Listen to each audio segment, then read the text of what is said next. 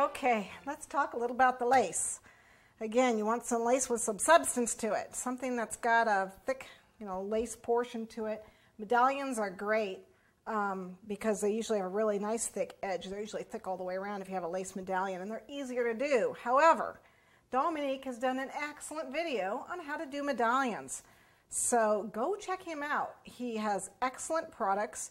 You can't get the silicone plastique any cheaper. Even this stuff is more expensive than the silicone plastique that he sells. So go to makeyourownmolds.com, see his video on how to make a medallion, and use the silicone plastique. It gives you 20 minutes of work time, which is really what you want when you're doing a long piece of lace. The Amazing Putty only gives you about 3 minutes of work time, so you got to work really fast. I am going to use it, however, because that's what I've always used. I've been doing lace for many years, and I've done 2 different ways, so I'm going to show you 2 different ways of making the lace. How I first started doing it was with Model Magic, and then I switched to the Amazing Putty when I found it. And then they came out with the silicone plastique, and like I said, Dominique does an excellent job, so, I would use the clay that he has. I don't know what he calls it, clayded, or I'm not sure what it is. Go to his website, and I would get that because the way I do it is a little harder. There's 2 different ways I've done this. One way is, if you notice this lace, I've got a couple pieces here. Lace is pretty expensive, okay? Especially when you buy the stuff that's got, a lot of stitching to it, it's thicker, and the medallions. It's very expensive, and so I just bought, half a yard, and I'm just making a small piece. Anything really over 6 to 8 inches is going to be hard to handle anyway. So you do really want to buy a lot of lace, but it's still going to cost you a pretty penny. One thing that I used to do is I would cut the lace. I would take white glue, non-toxic white glue, thin it just a little bit with water, and dip my lace in it, saturate it.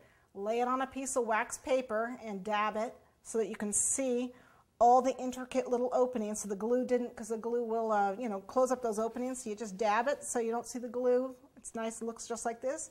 Leave it on the wax paper, let it dry, and it comes out stiff like this, and it makes great for making molds, okay? The other way I did it was by dipping it either in Paramount Crystals, which is just, it's like a food grade paraffin wax, or using shortening, which is what I'm going to use today. I'm just going to use shortening. Again, Dominique has a special product called Sealed It, and you can use it over and over again. And you know what? If you can do a lot of lace, that's what I'd do. I'd buy his. But today I'm just going to use the shortening because I didn't bring my glue with me.